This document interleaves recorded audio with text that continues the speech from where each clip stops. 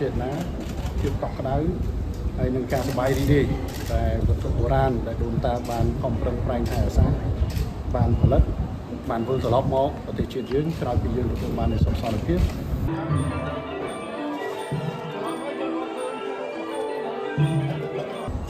វត្ថុបុរាណដែលវិលត្រឡប់មកវិញមិនថាចំនួនវាជាកត្តាមួយប៉ុន្តែរាល់វត្ថុបុរាណទាំងអស់ដែលវិលត្រឡប់គឺជាមួយប្រភេទអរគុណ